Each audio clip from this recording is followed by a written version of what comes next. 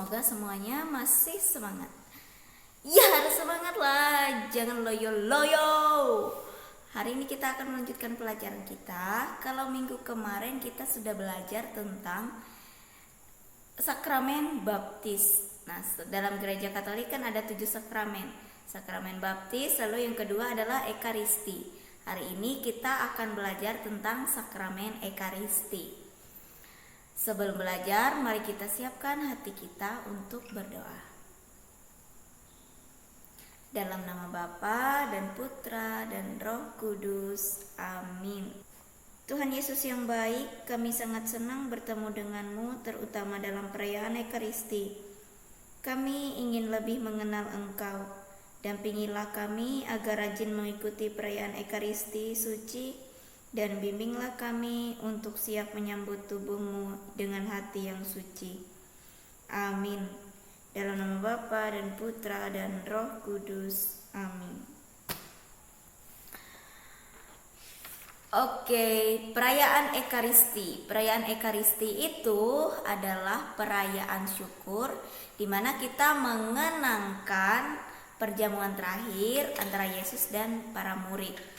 Nah, pada malam terakhir itu yang biasa kita rayakan sebagai hari Kamis Putih, malam terakhir itu adalah malam di mana Yesus kumpul bersama murid-muridnya, lalu mereka memecahkan roti dan juga meminum anggur dari cawan yang sama, dari piala yang sama.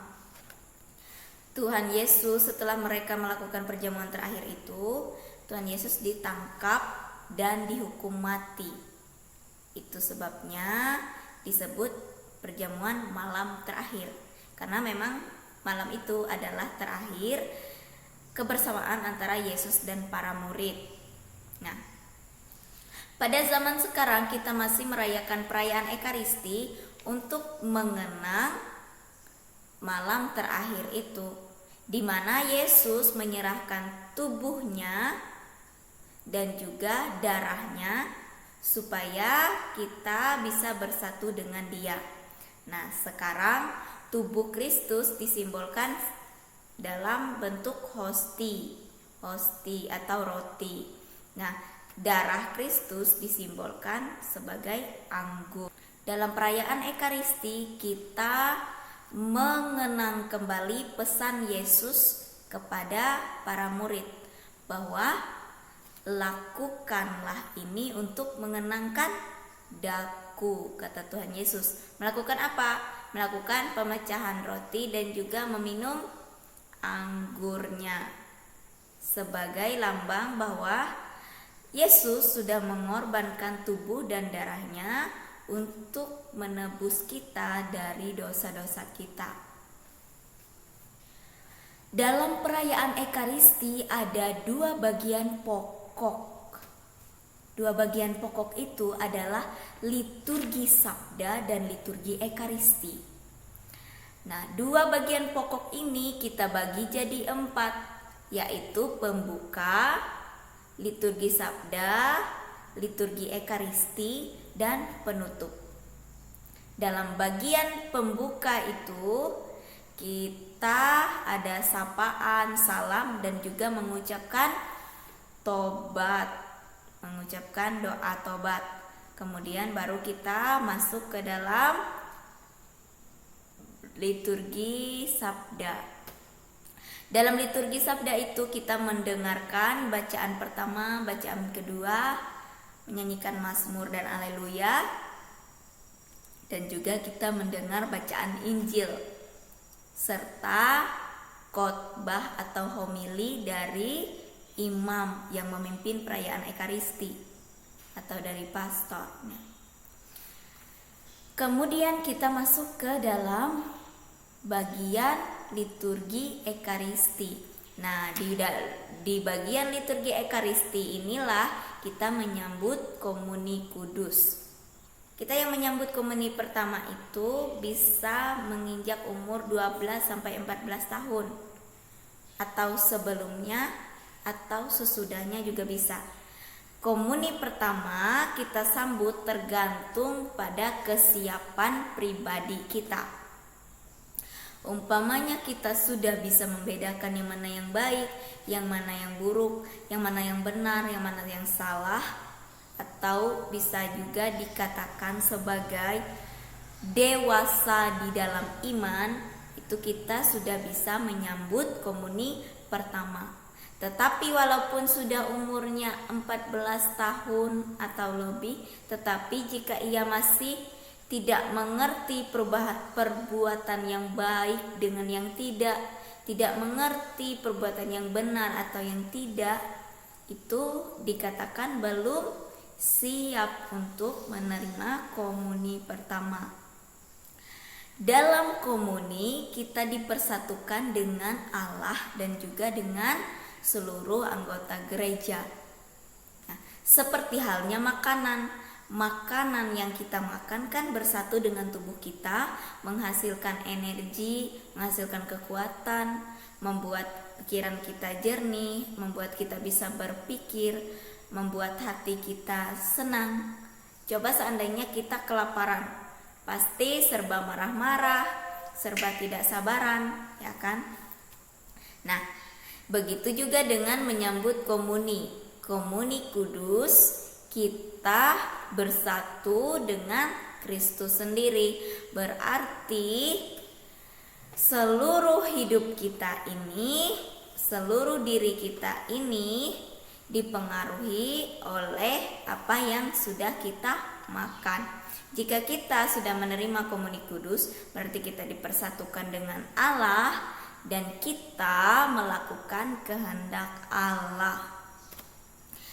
Dengan itu kita memperoleh kekuatan secara spiritual atau rohani. Kita bisa memperoleh jiwa yang sehat, kita bisa berpikir dengan jernih, kita memiliki hati yang bersih. Itu harapannya, sehingga kita bisa membedakan apa yang baik dan yang tidak baik, antara yang benar dan tidak benar. Jika kita sudah menerima komuni pertama tetapi masih belum bisa membedakan perbuatan yang baik dengan tidak, berarti kita belum dewasa dalam iman. Kita menyambut komuni kudus itu dengan sikap yang sopan, yang baik, yang hormat. Kalaupun kita belum menyambut komuni kudus, kita bisa maju ke depan dan meminta berkat dari imamnya. Kita harus mengikuti perayaan Ekaristi dari ritus pembuka sampai ritus penutup, dari awal sebelum dimulai sampai setelah berakhir. Nah, dalam ritus penutup itu kita menerima berkat Tuhan, maka tidak dibenarkan jika kita pulang sebelum selesai, sebelum berkat penutup, kecuali jika ada urusan yang sangat mendesak yang mengharuskan kita untuk pulang.